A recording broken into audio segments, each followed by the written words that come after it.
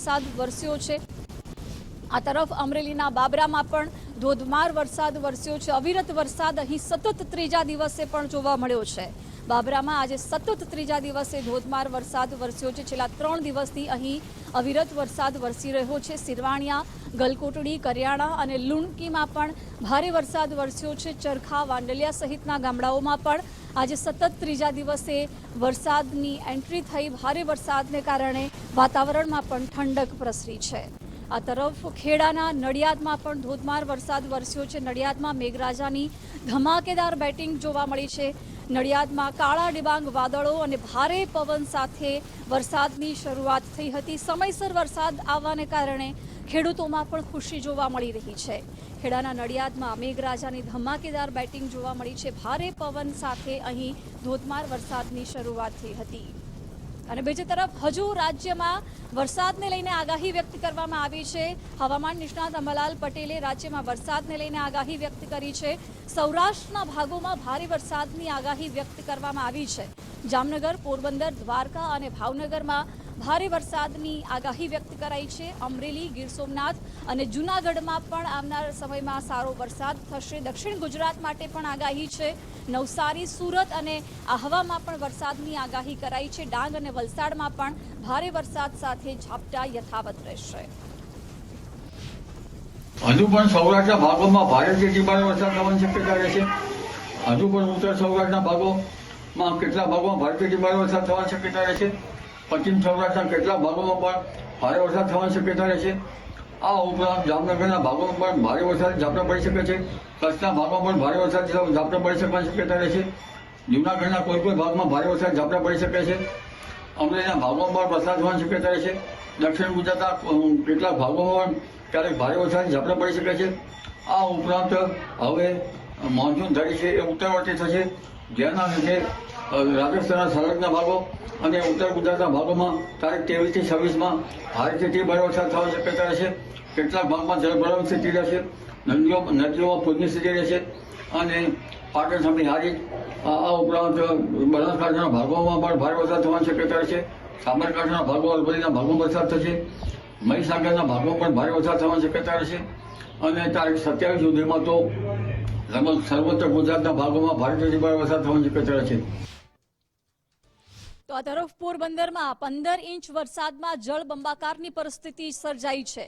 લોકોને ફરી એકવાર લાખો રૂપિયાની નુકસાની વેઠવાનો વારો આવ્યો છે। લોકોએ પોરબંદર ભાજપ નેતાઓ અને અધિકારી વિરુદ્ધ ભારે આક્રોશ વ્યક્ત કર્યો।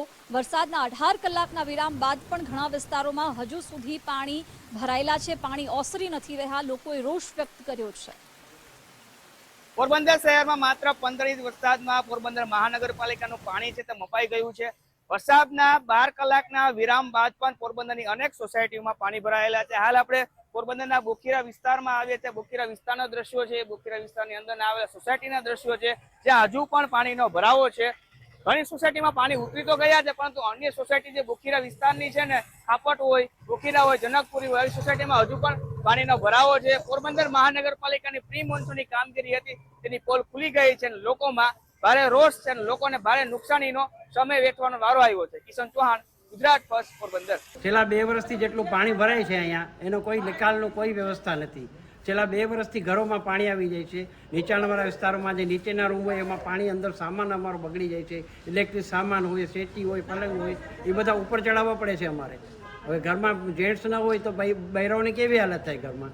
અને છેલ્લા 2 વર્ષથી કોઈ આ વસ્તુનો નિકાલ નથી આવતો। છેલ્લા 2 વર્ષથી અમારે આ નદીની પોઝિશનમાં રહેવું પડે છે અને હવે અમે સરકારને એટલું કહીએ છીએ કે અમે સાંઢિયા આપો, તમે અમને સાંઢિયા મોકલો અહીંયા, એટલે અમે સાંઢિયામાં બેસીને ક્યાંક નીકળી જઈએ। માણસના કોઈ આવવાના નથી। સરકારને એટલી તો ખબર પડે છે ને કે આ લોકોએ એટલા રૂપિયા નાખીને અહીંયા રહેવા આવ્યા છે। અમે કોઈ પેશકદમીમાં તો નથી રહેતા ને, કે અમે નથી વેરા ભરતા, કે નથી કોઈ અમે અહીંયા મફતના કોઈ પ્લોટ રોક્યા, તો અમારી કોઈ સહાય કે અમારો કોઈ અવાજ ન સાંભળે। અમે અહીંયા છે ને 5-5, 10-10, 20 લાખ નાખીને રહેવા આવ્યા છે। મોલ બનાવ્યો, મોલને હિસાબે પાણી ભરાય છે। અમને શું ફાયદો એમાં? રૂપિયા ખાવાના ખવાઈ ગયા, બધે હગે વગે થઈ ગયું। અમારે કઈ લાગે વળગે નોર્મલ પબ્લિકને ઓનલી ફોર હેરાન થવાનું જ આવે છે। શું માંગણી છે તમારી? અમારી એ માંગણી છે કે ભાઈ આવું તો ન જ થવું જોઈએ। કમસે કમ અમે વેરા ભરીએ, અમે ટેક્સ ભરીએ, અમે શું નથી આપતા એ ખાલી કયો એમ। અમે બધું આપીએ છીએ બરોબર, અને અમે છીએ ને તો દેશ હાલે છે, એટલી વાત યાદ રાખજો. આ બધા મોટા મોટાની કઈ.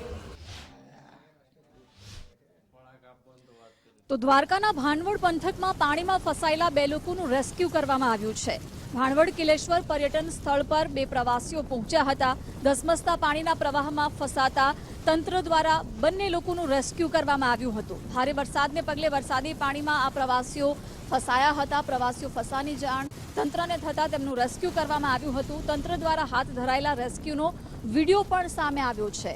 તંત્રએ રેસ્ક્યુ કરી અને બંને પ્રવાસીઓને બચાવ્યા હતા. પાણીના ભારે પ્રવાહમાં આ બંને પ્રવાસીઓ ફસાયા હતા. ભાણવડ કિલેશ્વર પર્યટન સ્થળ પર આ બંને પ્રવાસીઓ ફસાયા હતા.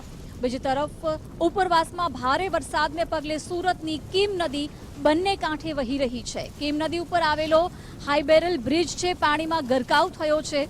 બ્રિજ ગરકાવ થતા વાહન વ્યવહાર બંધ કરવાની ફરજ પડી છે. હવામાન વિભાગ દ્વારા હજુ પણ ભારેથી અતિ ભારે વરસાદની આગાહી વ્યક્ત કરવામાં આવી છે. સુરત અને ભરૂચમાંથી પસાર થતી કીમ નદી ખેડૂતો માટે જીવાદોરી સમાન છે. આ નદી અત્યારે બંને કાંઠે વહી રહી છે. ઉપરવાસમાં પણ ભારે વરસાદ વરસ્યો છે, જેના કારણે સુરતની કીમ નદી બંને કાંઠે વહી રહી છે. અમારા ગામની બાજુમાંથી કીમ નદી પસાર થાય છે. એ ઓલપાડ તાલુકાને મંગરોળ તાલુકા જોટો MDR રોડ પર કીમ નદી પર બેરલ ટાઈપ કોઝવે બનાવવામાં આવેલ છે. એ બ્રિજ પરથી આ સિઝનમાં 5 વખત લગભગ પાણી ઉપર એને જવાથી ઓવરફ્લો થઈ ગયો છે. એટલે આ જ્યારે પાણી ઉપર જાય છે ત્યારે રસ્તો બંધ થઈ જાય છે. હાલ પણ આ રસ્તો બંધ છે. આ સિઝનમાં વરસાદ સારો અને માફકસરનો પડવાથી ખેડૂતો માટે તો સારું રહે છે એવું મારું માનવું છે. ગઈકાલથી જ સુરત જિલ્લામાં વરસાદી માહોલ છે તે જોવા મળી રહ્યો છે. ત્યારે ભારે વરસાદને કારણે નદીઓમાં પાણીની ભારે આવક થઈ છે. આ દ્રશ્યો બતાવવાનો પ્રયાસ કરીશું. માંગરોળના મોટા પુરોસરા ગામેથી પસાર થતી કીમ નદીમાં પાણીની ભારે આવક થઈ છે. જે પ્રમાણે ઉપરવાસ તેમજ સુરત જિલ્લામાં ધોધમાર વરસાદ વરસ્યો હતો, તેના જ કારણે જે કીમ નદી છે તેમાં પાણીની ભારે આવક થઈ છે. કીમ નદી હાલ રૌદ્ર સ્વરૂપમાં જોવા મળી રહી છે. કીમ નદીનો જે ભયજનક સપાટી છે તે વટાવી ચૂકી છે અને જે આ કીમ નદી ઉપર આવેલો જે હાઈ બેરલ બ્રિજ છે તે સંપૂર્ણ પાણીમાં ગરકાવ થઈ ગયો છે. હાઈ બેરલ બ્રિજ ઉપર લગભગ કેરસમા પાણી છે તે ભરાઈ જવા પામ્યા છે, જેને કારણે હાલ વાહન વ્યવહાર બંધ થયો છે. જે આ માર્ગ છે તે હાઈવેને જોડતો માર્ગ છે. ત્યારે જે બ્રિજ ઉપર વરસાદી પાણી જે ફરી વળતા કીમ નદીના પાણી ફરી વળતા જે માર્ગ છે તે સંપૂર્ણપણે બંધ થયો છે. સિઝનમાં 5મી વખત આ જે હાઈ બેરલ બ્રિજ છે તે પાણીમાં ગરકાવ થયો છે. ત્યારે હાલ પણ હજુ પણ હવામાન વિભાગ દ્વારા વરસાદની આગાહી કરવામાં આવી છે. ત્યારે જે તંત્ર છે તે એલર્ટ બન્યું છે. ખાસ કરીને કીમ નદી ઉપર આવેલા જે ગામો છે તેને એલર્ટ કરવામાં આવ્યા છે. ત્યારે હજુ પણ હવામાન વિભાગ દ્વારા આગાહી કરવામાં આવી છે. ત્યારે તંત્ર છે તે સતર્ક બન્યું છે. ઉદય જાદવ, ગુજરાત ફર્સ્ટ, સુરત. તો આ તરફ ડાંગમાં પણ ભારે વરસાદ વરસ્યો છે. ડાંગમાં વરસાદને પગલે નદીઓના જળસ્તરમાં વધારો થયો છે. અંબિકા નદી, પૂર્ણા નદી, ગીરા નદીના જળસ્તરમાં વધારો થયો છે. અંબિકા નદી ઉપરના ગીરા ધોધમાં પાણીની આવક વધી છે. ભરપૂર પાણીની આવક અહીં થઈ રહી છે. તો પ્રખ્યાત ગીરા ધોધના નયનરમ્ય દ્રશ્યો પણ સામે આવ્યા છે. ગીરા ધોધના અદ્ભુત દ્રશ્યોથી પ્રવાસીઓમાં પણ ખુશીની લહેર જોવા મળી છે.